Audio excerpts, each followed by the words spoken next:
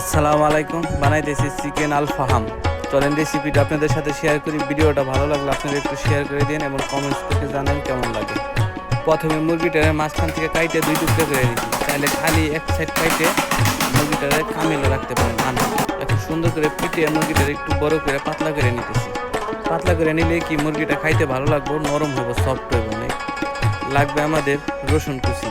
রসুন কুচি নিয়ে নিয়েছি, স্বাদ মতো লবণ দিয়ে দিতেছি, আর দিতেছি লেমন জুস। লাগবে আমাদের তেল, সুন্দর একটা কালার আসার জন্য সামান্য পরিমাণে তেল দিয়ে দিছি। আলু দিয়ে দিছি এলাম টক দই, আর লাগবে এলাম সয়া সস। সয়া সস দিয়ে দিছি 2 স্পুনের মতো। ব্ল্যাক পেপার দিয়ে দিতেছি 2 স্পুন। মরিচ পাউডার দিয়ে দিতেছি। এই মরিচ পাউডারটা জাল কম, আরবিরা যেহেতু জাল কম পছন্দ করে। দিয়ে দিচ্ছি জিরা পাউডার, আর দিয়ে লাগবে এলাম গরম মশলা পাউডার। এটা অপশনাল, না থাকলেও চলবে, থাকলে ভালো ভালো একটা গ্রান আসবে। এখন হাত দিয়ে সুন্দর করে মাখাই নিতেছি। ম্যারিনেট করে আপনার 1 ঘন্টার মতো রেখে দেবো। মশলা মাখানোর পরে কি সুন্দর লাগতেছে দেখতে পারতেছেন।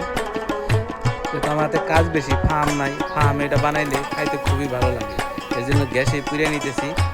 আপনারা চাইলে ফার্ম জ্বালায় ফার্মে করতে পারেন, ফার্মে খাইতে হবে, এটা অসাধারণ।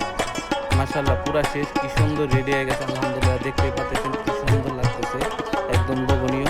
চাইলে আপনারা এইভাবে একবার ট্রাই করে দেখতে পারেন, বানায় খুবই ভালো লাগবে। ওকে, বাই বাই।